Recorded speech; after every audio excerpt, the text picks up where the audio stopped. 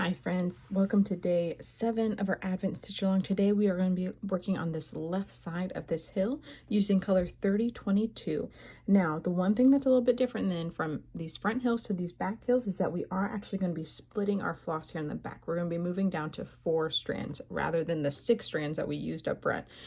With the 4 strands, if you want, you can continue using that size 22 needle, or you can move down to the size 5 needle. It doesn't matter so much with 4 strands. Anything below 4 strands, I definitely would not use a size 22 needle because you'll end up creating too big of a hole in your fabric and the floss won't fill that hole. So with all that being said, let's get stitching.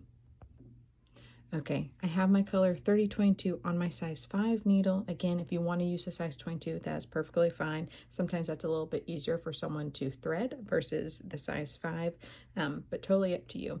We're doing the seed stitch just like we did earlier, and we're continuing to not pull that stitch all the way tight so that it still gives a fluffy look to it. The only thing I really want to mention is that you want to make sure when you're starting a new strand of floss and you have your knot here, you want to make sure that knot is not hitting the top over here where we're going to end up having issues when we do our satin stitch up here. So just make sure all the knots, these knots right here, they're on the end of your floss, don't end up right towards the top. So just try and, if you have a brand new thing of floss like we have here, rather than starting say here and bringing your needle up, causing the knot to be right in that spot, come down here, just somewhere that's away from this horizon line. All right, so I'm going to go ahead and start stitching. Since this is something you've already learned, I'm just going to fast forward all of this and just do a little bit. Again, it's a lot of space, so I'm just not going to be able to cover it all in the video, but at least you get a glimpse of what it looks like when I'm stitching it.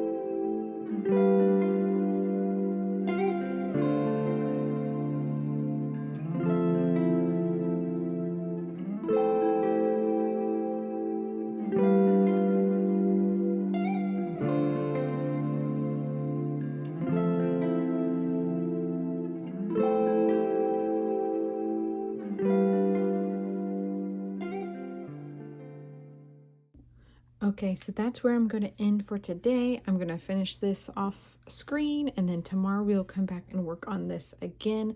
If you want to work ahead and go ahead and start working on this side, especially since it's a little bit bigger, feel free, but tomorrow we will officially work on that side of the grass and be done with grass.